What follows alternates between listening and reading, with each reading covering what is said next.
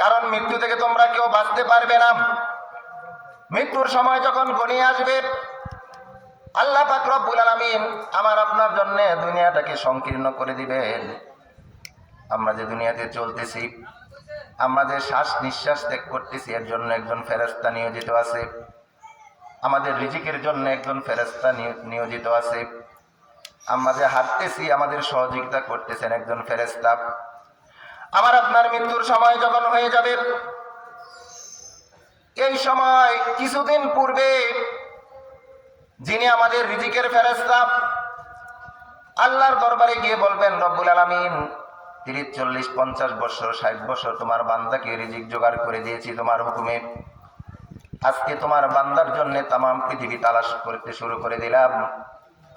পূর্ব থেকে পশ্চিম, উত্তর থেকে দক্ষিণ, তামাম পৃথিবী তালাশ করে তোমার বান্দার জন্য একটি রিজিক খুঁজে পাই না। দেখবেন কত ধনী মানুষ অসুস্থ হয়ে বিছানায় শুয়ে আছে, ইচ্ছে করলে তাকে প্রতিদিন গরুর গোশত দিয়ে ভাত খাওয়াতে পারে, কিন্তু সে খেতে পারে না, তাকে 1-2 ফোঁটা পানি খাওয়ানো হয়। এমনটা হয় না? আল্লাহ বলে, বান্দারে তোমার রিজিক শেষ হয়ে গেছে। যিনি শ্বাস নিঃশ্বাস যোগান দেন, ওই ফেরেশতা আল্লাহকে গিয়ে বলেন, আল্লাহ তোমার এই বান্দার জন্য, বান্দির জন্য 50-60 বছর আমি অক্সিজেন যোগান দিয়েছি, কিন্তু আজকে তামাম পৃথিবীতে তার জন্য একটু অক্সিজেন খুঁজে পাই না।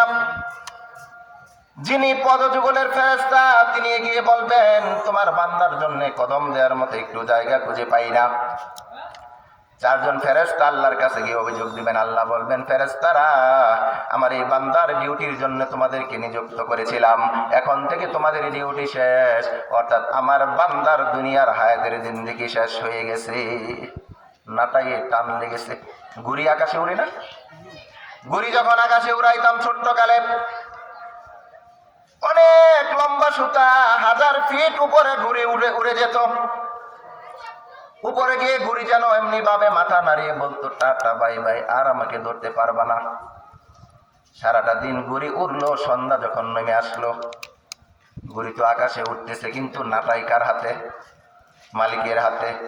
সন্ধ্যাবেলা নাটাই ঘুরাতে ঘুরাতে যেই ঘুড়ি আমাদেরকে টাটা দিয়েছে, আর আমাকে ধরতে পারবা না, সেই ঘুড়ি সন্ধ্যাবেলা আবার মালিকের হাতে আসতে হয় কি হয় না? ঘুড়ির মতো জীবন আমাদের। উড়ছি দেশে দেশে, নাটাই হলো আল্লাহর হাতে, টান মারিবেন শেষে। ঠিক কিনা?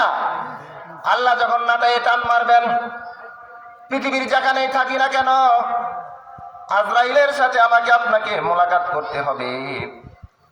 ও বন্ধু, এজন্যে আমাদের সর্বদা মৃত্যুর প্রস্তুতি থাকার দরকার আছে না নাই? এই পৃথিবীর জমিনে ভালো কাজ করা দরকার আছে না নাই? এই পৃথিবীর জমিনে 2 শ্রেণীর মানুষ আছে, নবীজি বলেন। এক শ্রেণীর মানুষ হলো নেককার নামাজি,